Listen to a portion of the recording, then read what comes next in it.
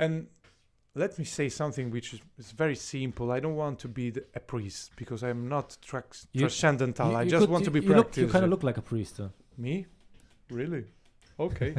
I have to show you one picture one day. Okay. So I just want to repeat something about traffic. No, don't be scared. I'm scared already. But I would say never be too sure what you do and never be sure of anything about the others when you are in the traffic, because you can be sure of you riding a bike not to fall down, but it's much better to have an helmet because someone could strike you. And I want to say one last thing, which is a dramatic thing, okay, but just to give an example, which is very important. A lot of people died on two wheels, are on the bike, and have been on the bike. And bikes are less than the motorini, how do you call it? Scooters, motorcycles. And some of them died on the traffic light while while standing. Because somebody from the somebody back else didn't see them or saw them just... Yeah, exactly. So never be too sure what you do, because metropolis... I don't trust fuck anybody when I'm in Rome. I always tell my girlfriend also like to watch traffic 5 times because she's a artist, very dreamy, you know, like you have to be very, very focused. In Rome, you know, at the traffic light, even if it's the green, if I have a green light and they can walk, I never trust anybody.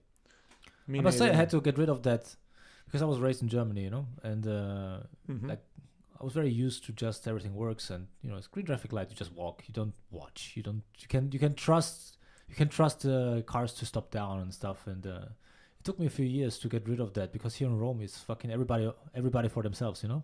Yeah, it's a jungle. It's a jungle. Yeah, if you're not careful, something's gonna hit you. One day I almost got killed by a bus.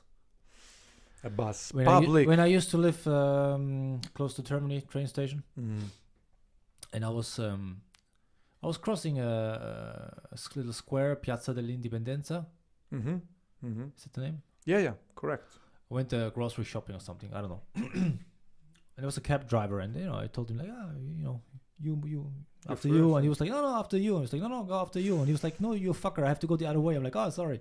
Okay. And so I was looking after him, you know, still trying to process that, and walked. Yeah. And then it was one of those movie moments, you know.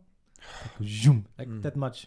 Well, it felt like that much. Probably was. But he was going in another way, but he was very close to you when he passed by. No, the bus fucking drove through but it would have been my fault. I was not properly...